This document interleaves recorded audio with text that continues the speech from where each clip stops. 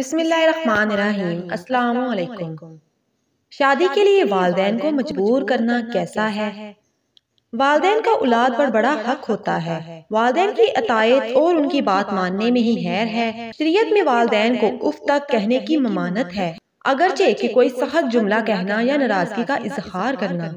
لہذا شادی کے لیے والدین کو ناراض کرنا اور ان سے لڑنا جھگڑنا کسی طور پر درست نہیں ہے۔ البتہ آپ ان کے ادب کا لحاظ رکھتے ہوئے مناسب انداز میں شادی کی بات کریں، یا والدین کے کسی قریبی یا بزرگ شخص کے ذریعے اپنی شادی کے لیے والدین کو قائل کریں۔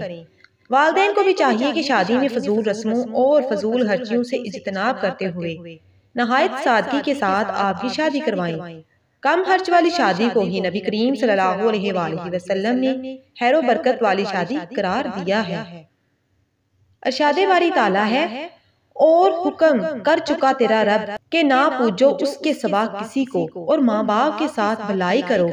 اگر پہنچ جائے تیرے سامنے بڑھاپے کو ایک ان میں سے یا دونوں، تو نہ کہہ ان کو ہوں اور نہ جھڑک ان کو، اور کہہ ان سے ادب کی بات۔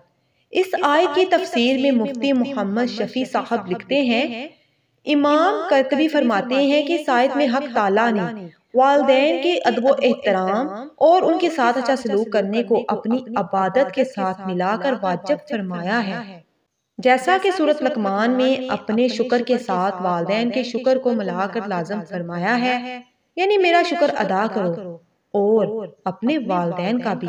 اس سے ثابت ہوتا ہے کہ اللہ پاک کی عبادت کے بعد والدین کی اطاعت سب سے اہم اور اللہ تعالیٰ کے شکر کی طرح والدین کا شکر گزار ہونا واجب ہے۔ صحیح بخاری کی یہ حدیث بھی اس پر شاہد ہے، جس میں ہے کہ نبی کریم صلی اللہ علیہ وآلہ وسلم سے ایک شخص نے سوال کیا کہ اللہ کے نزدیک سب سے زیادہ محبوب عمل کیا ہے؟ آپ صلی اللہ علیہ وآلہ وسلم نے ارشاد فرمایا کہ نماز اپنے وقت میں۔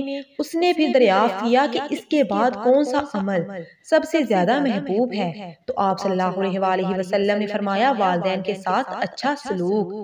حدیث شریف میں ہے، رسول کریم صلی اللہ علیہ وآلہ وسلم نے فرمایا بلا شبہ بہت زیادہ برکت والا نکاح وہ ہے جو محنت یعنی کہ خرچے کے لحاظ سے آسان ہو، اور اگر آپ کے پاس بیوی کے مہر اور نان نفقے کا انتظام نہ ہو، یا جب تک والدین راضی نہ ہوں، اور آپ کے لیے حیاداری اور اسلامی احکام کی رعایت رکھتے ہوئے نکاح ممکن نہ ہو، کثرت سے نفلی روزے رکھنے کا اہتمام کریں۔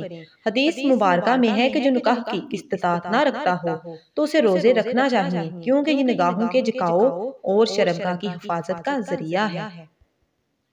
امید ہے یہ ویڈیو آپ کو بہت زیادہ پسند آئی ہوگی۔ اس طرح کی مزید ویڈیوز کے لیے چینل کو سبسکرائب کریں۔